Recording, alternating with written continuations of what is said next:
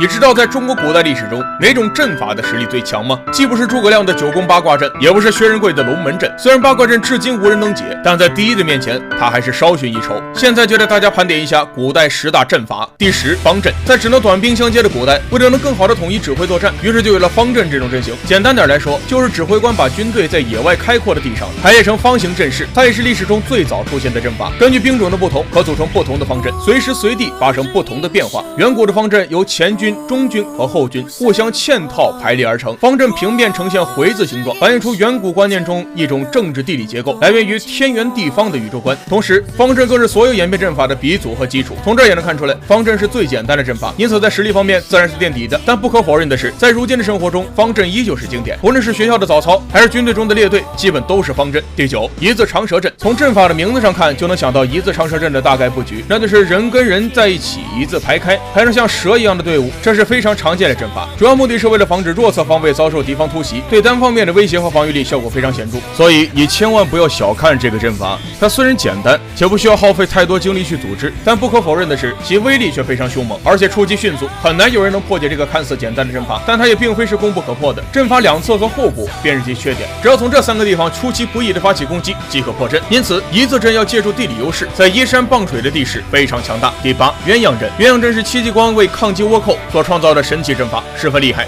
杀得倭寇闻风丧胆。鸳鸯阵一般是以11个人为一个单位，然后将长短兵器和盾使用到极致，并且还可以随地形而随时变化。其阵法的体系有队长、长盾手和长枪手，不管是攻击力还是防御力都极其的高，就算是面对倭寇的埋伏，也能够立刻做出防御。再配上明朝时期的火器的发挥，倭寇们发现他们不论用什么方法都破不了鸳鸯阵，这使得西夏军几乎无往不胜。戚继光用了10几年的时间打击倭寇，保卫了我国沿海地区的安全。他研制出的鸳鸯阵也被列入我国重要军事阵法之一，可见其实力非凡呢。除了戚继光，中国历史中还有一位武将，他发明的龙门阵比鸳鸯阵还强，甚至流传明清一时。盘点古代10大阵法排行，此阵只能中国有，乱石也能御雄兵。第7，龙门阵。薛仁贵征东大败龙门阵，这个故事很多人都知道。自明清以来，民间说书人常讲薛仁贵征东大败龙门阵的故事。这个故事娓娓动听，深入人心，家喻户晓。人们以其阵势多变之奇幻，借喻讲故事之情节曲折复杂，并推而言之，一切讲故事、闲谈、聊天都通通称之为摆龙门阵。龙门阵的变化十分深奥，阵型能大能小，能飞能潜，飞用骑兵，潜为盾甲，进则龙头方天画戟刺敌，退则摆龙尾枪对断后，十分了得，可见其阵法之强，薛仁贵武艺之高啊。第6，锥形阵。可能在大多数人的脑海中，阵法都是防御使用的，其实不然，锥形阵就是进攻阵型的代表。锥形阵是一种古老的阵法，在当今出土的最早关于阵法技术的书籍《孙膑兵法》中就有锥形阵法的记录。孙膑将其列为10阵之一。早在春秋战国时代，这种阵法就已经被广泛应用。事实证明，锥形阵是一种非常有效的冲锋阵法。战斗队形的前端形如锥头，尖锐且迅速，两翼也坚强有力。锥形阵可以通过精锐的前锋，在狭窄的正面攻击敌人，突破割裂敌人的阵型，再用两翼包抄敌人。第5，鹤翼阵。鹤翼是古代战争常用阵型，从外形上看就知道是专供包围敌人用的阵型。此种阵型，主将位于中央，多半是工部兵，两侧则是副将，使用的都是最强的骑兵部队。当敌人后方有武方部队出现时，两翼立刻可以拉长，跟武方部队汇合，立刻形成包围圈。在《三国志5代》中有说到，鹤翼阵是唯一可以积极攻击的阵型，一旦你被包围，那就只有等着送人头了。第4，龟甲阵。说起龟甲阵，很多人就会本能的想到古罗马的军团，但就是这种看上去并不复杂的防御布置，却未出现在历代的中原王朝军队中。后者相比罗马人来说，更频繁的遭遇使用远射武器的游牧或定居族群对手，通常都是在攻城战和巷战中使用。好处自然是为士兵提供了一个相对安全的密闭空间，绝大程度的抵消了对方远射类武器的威胁，但绝不会在大规模的野战中出现，因为龟甲阵本身也容易限制士兵的战术动作，并对士兵的视野观察有着更大限制。你知道古代10大阵法排名吗？现在就带大家了解一番。第3，八门金锁阵。八门金锁阵是鬼谷子根据奇门遁甲中的8门方位、星象、地形等因素所制定，用于古代战场上的战阵，是为了使占星术更加方便而用的方位术奇门遁甲。这套阵法主要由中间的中军以及环绕中军的数个小型方阵组成，不仅可以根据战场情况进行随意调整，而且各个方阵之间可以互相协同配合。最重要的是，此阵要根据方位、星象等非常复杂的因素进行排兵布阵，作战起来非常的方便，可以将敌人完全克制住。第2，九宫八卦阵。九宫八卦阵又叫黄河九曲连，这也是诸葛亮创建的一种阵法，迷惑敌人用。当年刘备起兵攻吴，却被陆逊火烧800里，幸好诸葛亮派兵救助及时，护送刘备至白帝城。此时陆逊也到此处，但却在于富府地区停住脚步，因为在他面前有着诸葛亮留下的许多奇怪的巨石，而被派进去的士兵再也没有出来过。而这些巨石正是名冠古今的八卦阵。之后诸葛亮联合八门金锁阵和八卦阵，创造出了九宫八卦阵。此阵变化莫测，威力无穷，凡是进阵的敌军都会被分割成一个个小小块，成为瓮中之鳖。最离谱的是，九宫八卦阵至今无人能解，可见诸葛亮的智慧之高啊！第一，